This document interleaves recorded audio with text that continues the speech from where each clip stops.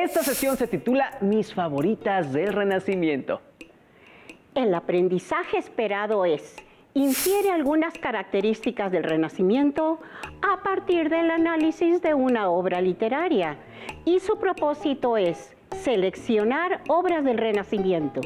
Antes de comenzar, tengan a la mano su siempre confiable cuaderno, un bolígrafo o lápiz y su libro de texto. Anoten la fecha y el aprendizaje esperado. Infiere algunas características del Renacimiento a partir del análisis de una obra literaria. Manténganse muy atentos durante la sesión y tomen nota de lo que consideren más importante. Pueden escribir palabras clave o ideas que consideren importantes sobre el tema, ya que podrán utilizarlas posteriormente. Para comenzar, les voy a pedir que observen las siguientes imágenes con mucho cuidado. Vean qué personajes aparecen y traten de identificarlos. Muy bien, estamos listos para poner atención a cada imagen. Esta imagen la recuerdo perfectamente. Es la Gioconda, también conocida como Mona Lisa. Me parece que el artista que la pintó es Leonardo da Vinci. Perfecto. Estoy segura de que también en casa identificaron esta pintura fácilmente. Continuemos con la siguiente imagen. Ay. Bueno, no recuerdo muy bien esta, pero lo que observo representa una escena que se desarrolla en alguna época antigua. Los personajes me recuerdan a los griegos. Exactamente.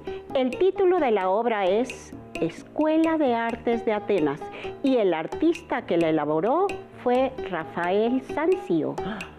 No pude identificar la obra, pero sí algunas de sus características. Tal vez lo mismo les pasó a ustedes. Al observar con atención, podemos hacer algunas deducciones acerca del tema de la pintura y la época en la que se realizó. Muy bien. Terminemos esta pequeña actividad con la última imagen. Observen detenidamente. Bueno, no recuerdo el título de la obra, pero me parece que está en el Vaticano. Sí, está en el Vaticano. Exacto. Se encuentra en la Capilla Sistina. El título de la obra es La creación de Adán y fue realizada por Miguel Ángel Buonarroti. Y ahora comprendo. Leonardo, Rafael y Miguel Ángel son artistas que tienen en común algo: la época en la que realizaron sus obras. ¿Recuerdan que algunos de los conocimientos que vamos adquiriendo durante las sesiones de lengua materna están relacionados con contenidos de otras asignaturas? En este caso, con historia y artes. Seguramente, en algunas de sus clases de historia se habló sobre el Renacimiento. ¿Recuerdan qué características definen este periodo situado entre los siglos? ¿Qué les parece si hacemos un breve repaso para refrescar la memoria? Me parece perfecto, maestra. Veamos un video que trata acerca de este apasionante periodo de gran importancia para la humanidad. Preparen su cuaderno y tomen nota de algunas características del Renacimiento, ya que las ocuparemos posteriormente. ¡Corre video!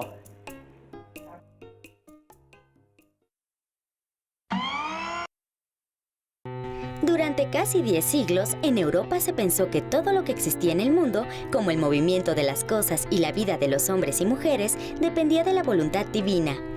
A diferencia de otras culturas como la árabe, la china o la maya, que ya tenían conocimientos de astronomía. En el siglo XIV surgió un pensamiento filosófico que empezó a cuestionar las ideas medievales: el humanismo. Pero fue hasta finales del siglo XV que la vida en Europa inició un proceso de transformación, cuando las sociedades empezaron a tener contacto con nuevas filosofías de la vida y la humanidad. Al observar lo que pasaba en la naturaleza, se pudieron comprender muchos fenómenos de la vida diaria, como el nacimiento y muerte de los seres vivos, la fuerza de gravedad o el movimiento de los astros y la luz, por lo que comenzaron a surgir explicaciones científicas más allá de la perspectiva divina. Uno de los avances más importantes de este periodo lo hizo el astrónomo polaco Nicolás Copérnico. La visión humanista del Renacimiento impulsó el antropocentrismo, es decir, la idea de ver el mundo desde una perspectiva donde el hombre es el centro del universo. Una consecuencia de esta nueva idea fue el estudio de la anatomía humana. Tarea de gran detalle, casi tan artística como la de los pintores. Incluso, muchos artistas eran científicos a la vez, como Leonardo da Vinci, quien llegó a trabajar con cadáveres para conocer mejor el cuerpo humano.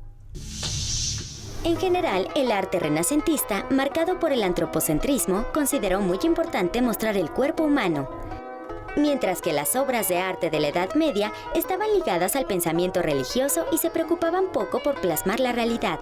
El arte renacentista buscó la perfección de la forma, resaltando la belleza del cuerpo humano y tratando de reflejar fielmente los sentimientos y forma de vida de las personas. El antropocentrismo, parte fundamental del humanismo, fue cambiando la manera de ver al hombre frente a la naturaleza, considerándolo libre de decidir su conducta y de elegir su destino. El desarrollo tecnológico, los descubrimientos científicos, el cambio de sistema político, la expansión comercial, los descubrimientos geográficos y las expresiones artísticas y culturales fueron en parte resultado de las nuevas ideas que surgieron durante el Renacimiento.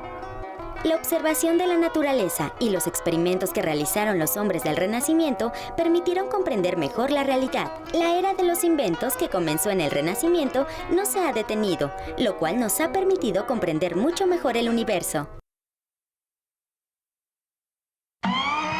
Y ahora recuerdo algunas de las características del Renacimiento, sobre todo lo relacionado al humanismo y al antropocentrismo, una corriente ideológica que coloca al hombre en el centro del universo.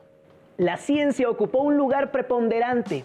El estudio de la naturaleza y del lugar que los seres humanos ocupaban en esta originó nuevas concepciones del mundo. Además, la libertad creativa permitió que se diseñaran y construyeran muchos inventos novedosos. Exactamente.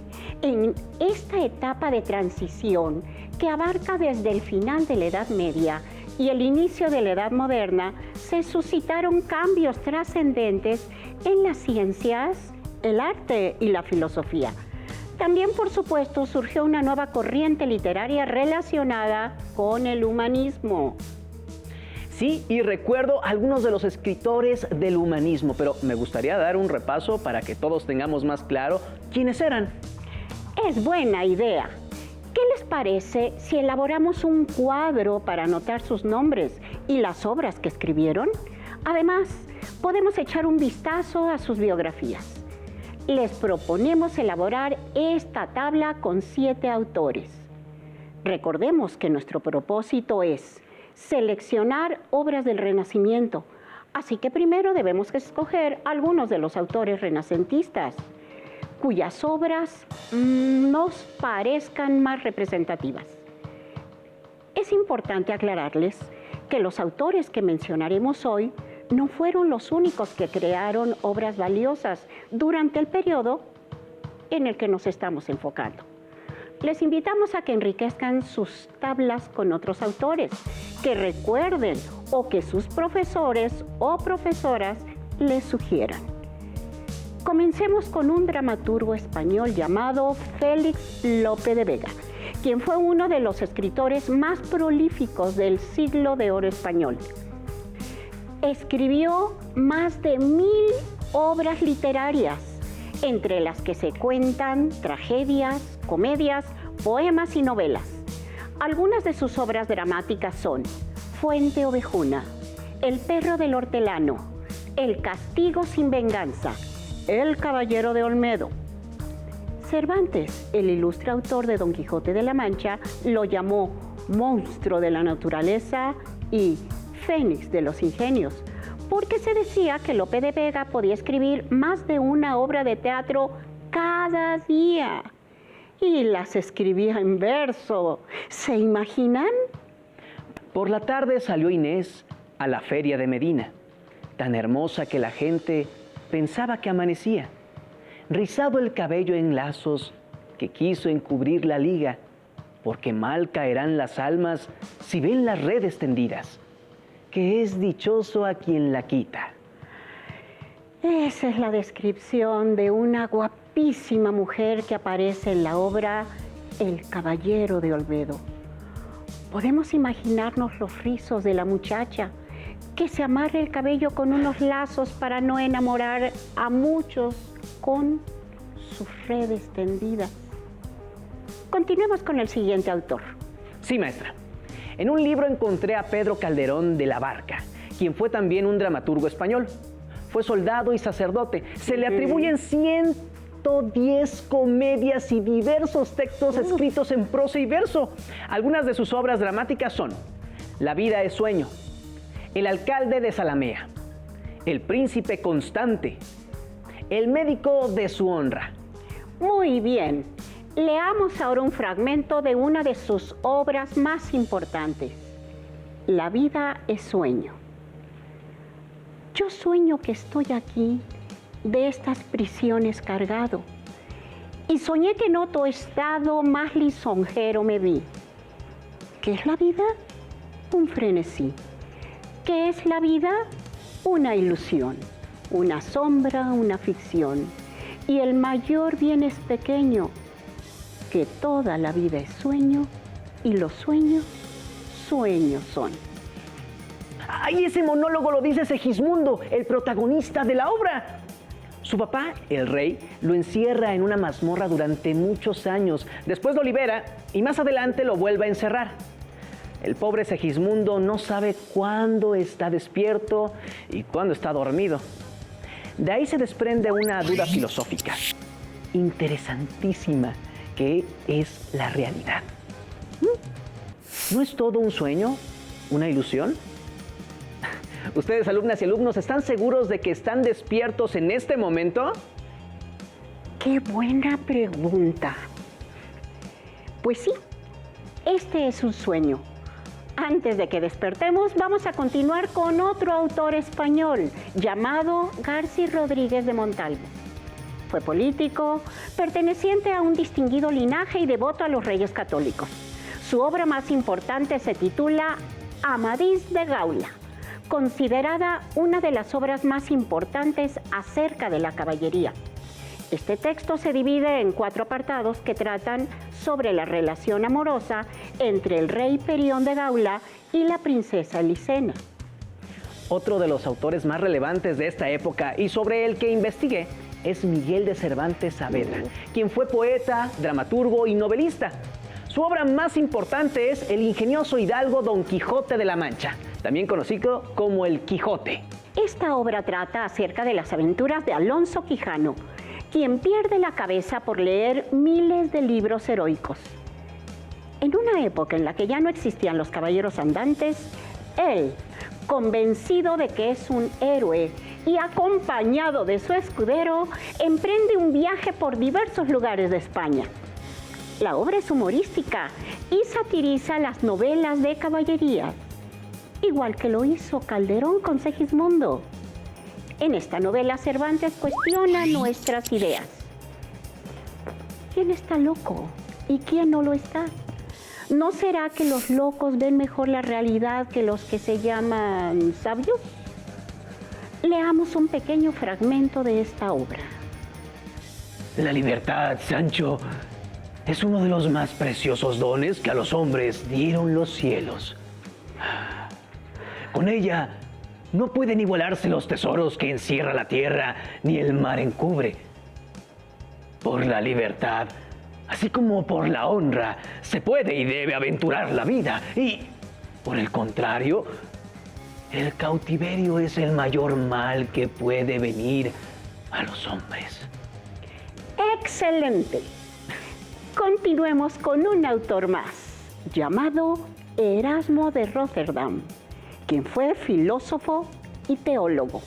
Algunas de sus obras más importantes fueron El elogio de la locura, Sobre el método de estudio, La enseñanza firme pero amable de los niños, Coloquios. En el elogio de la locura, es la misma locura la que le habla a los lectores, ¿verdad, maestra? Así es. Como pueden ver, ese era un tema muy recurrente en el Renacimiento. Aparece en El Quijote y en esta obra emblemática de Erasmo de Róterdam, en la que la locura, que está cansada de que la gente la maltrate y huye de ella, se defiende. ¿Alguna vez han tenido una idea muy original que parece loca y los demás se han burlado de esa ocurrencia porque no la entienden? ¿Han creado una escultura con restos de comida? ¿Escrito algún poema con palabras inventadas? ¿Dibujado una criatura fantástica que nunca nadie imaginó? ¿O han tenido sueños rarísimos que quisieron escribir al despertar? Pues Erasmo los invita a aceptar esa clase de locuras. La locura no está tan loca cuando es la aliada del arte. Maestra, también encontré algo de Juan Boscán. Él fue uno de los introductores de la métrica de tipo italiano en la lengua española y fue el traductor al español de El cortesano de Baltasar Castiglione. Pero, no entiendo bien qué es la métrica italiana. La métrica se refiere a la medición de las sílabas que tiene cada verso en un poema. ¿Y un verso? ¿Y un verso es cada línea del poema, maestra? Así es. En España los poetas solían escribir muchos versos de 12 sílabas, llamados dodecasílabos. Pero en Italia era más común encontrar versos de 11 sílabas, llamados endecasílabos. ¿Y los endecasílabos suenan más bonito que los otros? ¿Qué te parece si vemos un ejemplo escrito por Garcilaso de la Vega, poeta, militar y escritor del siglo XVI? Junto con Boscán, él también introdujo la métrica italiana en España. Juan Boscán y Garcilaso de la Vega fueron grandes amigos. Garcilaso fue autor de elegías, églogas y sonetos, que son, precisamente, poemas que se escriben en versos de 11 sílabas. Uno de los más conocidos es el soneto 13. A Dafne ya los brazos le crecían y en luengos ramos vueltos se mostraba. En verdes hojas vi que se tornaban los cabellos que el oro oscurecían. De áspera corteza se cubrían los tiernos miembros que aún bulliendo estaban. Los blancos pies en tierra se hincaban y en torcidas raíces se volvían. Aquel que fue la causa de tal daño, a fuerza de llorar, crecer hacía este árbol que con lágrimas regaba. Oh miserable estado, oh mal tamaño, que con llorarla crezca cada día la causa y la razón porque lloraba. Ese soneto trata sobre Dafne, una ninfa de la que se enamoró un dios griego llamado Febo o Apolo. Cupido le disparó a Febo una flecha de oro y a Dafne de plomo. Así que ella no podía enamorarse y estaba fastidiada de que el galán la persiguiera todo el santo día. Un día, Febo la estaba correteando y le suplicó a su padre que la convirtiera en árbol para que el muchacho enamorado la dejara de molestar. Dafne se transformó en un laurel. Febo lo bañó con sus lágrimas y desde entonces los gobernantes y ganadores de competencias usan hojas de laurel en la cabeza. Creo que Febo debió respetar la decisión de Dafne en vez de corretearla por el bosque. ¿Cualquiera de los versos del soneto de Garcilaso tiene 11 sílabas? Sí, te reto a que cuentes las sílabas del verso que elijas. En verdes hojas vi que se tornaban. Vamos a contar sílabas. En verdes hojas vi que se tornaban. Son 11. Otro. Aquel que fue la causa del daño. Aquel que fue la causa de tal daño. 11 sílabas. Muy bien, maestra. Todo esto me parece muy interesante y creo que con toda esta información ya tenemos muchas obras literarias para escoger. Pero existe un problema. Me gustaría leer muchos de los libros y saber más acerca de las saber más acerca de las obras de estos autores, pero no creo que me dé tiempo de todo. No sé por dónde comenzar, maestra. Coincido totalmente contigo, pero no te preocupes. Y tampoco se preocupen en casa. Vamos a retomar algunas estrategias para seleccionar un texto literario. Veamos el siguiente video y comentemos estas estrategias al finalizar. Muy bien, tengan a la mano su cuaderno y bolígrafo para anotar las ideas principales que les puedan servir para seleccionar un texto literario. ¡Corre video! Los ingredientes para seleccionar un texto son el interés o afición por algún género literario específico, es decir, por qué me gusta el género dramático o la novela, por ejemplo. Los conocimientos literarios previos, si he leído algún género literario y por qué me ha gustado o desagradado. La accesibilidad a los textos, si tengo cerca alguna biblioteca o puedo descargarlos gratuitamente. La extensión de los mismos, si me agrada leer los libros muy extensos o prefiero literatura breve y corta. Estos ingredientes suenan muy ricos. Sí, y para que este platillo sepa aún mejor, podemos aderezar nuestra selección del texto usando otros criterios. Por ejemplo, por autor, por tema, por corriente literaria, por subgénero, por título, por lengua o por país. Iniciemos la receta de cómo seleccionar un texto literario para su lectura. Muy bien, ahora vamos a ver el modo de preparación. Para comenzar, marinamos los ingredientes con la salsa del género literario que vamos a leer, ya sea lírico, épico, dramático, novela o didáctico. A mí me gusta el género dramático por los aspectos sentimentales que se exageran en la obra, con la intención de provocar emociones en el público.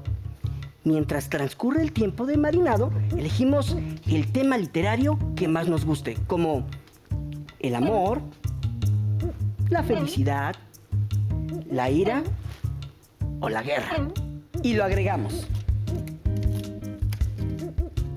Con esto vamos a lograr que nuestra preparación del texto conmueva y despierte la sensibilidad, que evoque sensaciones, pero también que divierta y asombre. Cuando la plancha alcanza la temperatura adecuada, colocamos cada uno de los ingredientes para su cocción. ¡Qué jugoso se ve! ¿Y con qué vas a condimentar, Pepe?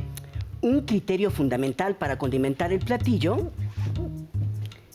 es revisar cómo está redactado y los recursos gráficos que tiene. Y por último, le agregamos los valores, con la finalidad de recordar que la lectura es cultura y que nos abre las puertas al conocimiento.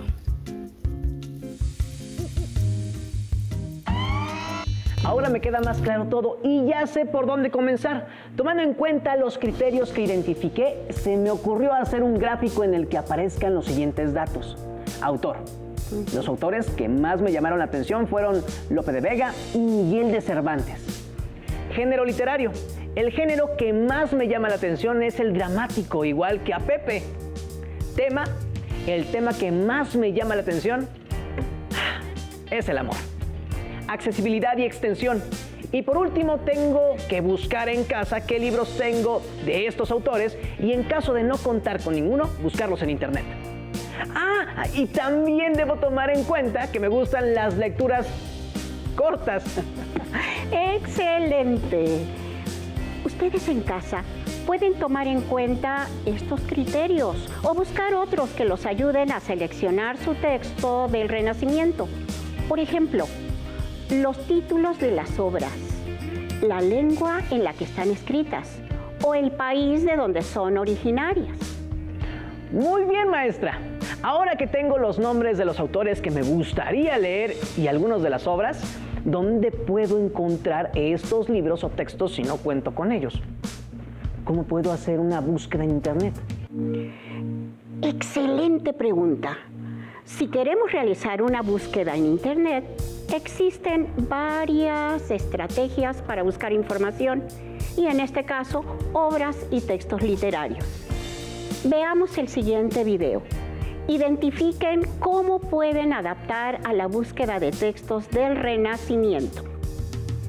Perfecto, maestra. ¿Estamos listos? ¡Corre video! Para buscar información confiable y segura en Internet. Hoy haremos una preparación que parece estar a un clic de nuestras manos. Antes de empezar, nos detendremos para reconocer cuáles son las diferencias entre la información que se encuentra en Internet y la que hay en fuentes impresas. La búsqueda en Internet es mucho más rápida y fácil que la exploración de materiales impresos en una biblioteca. Pero, ¿cómo podemos buscar en Internet de manera segura? Para ello, es importante seguir algunos pasos sencillos para encontrar información confiable. Oigan, pero ¿alguien sabe de dónde viene la palabra Internet?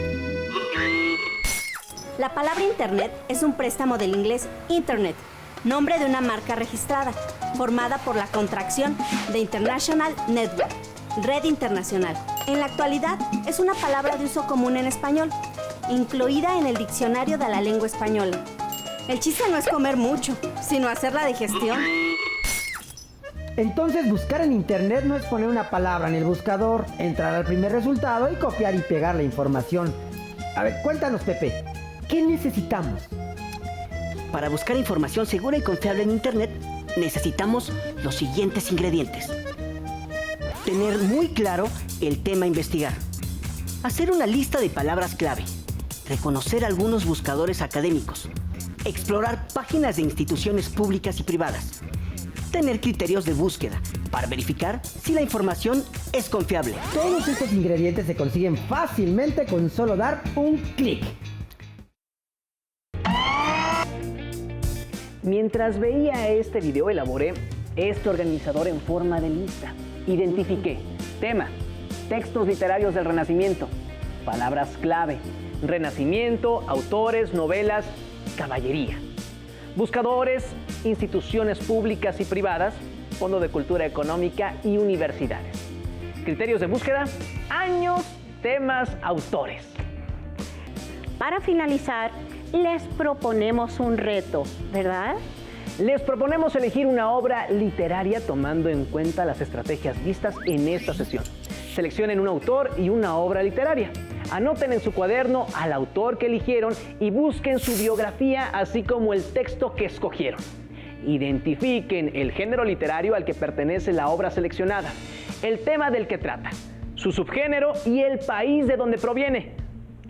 Y lo más importante de todo, los invitamos a que lean, ya sea una obra completa, fragmentos o frases que pertenezcan a algún libro escrito por el autor de su elección.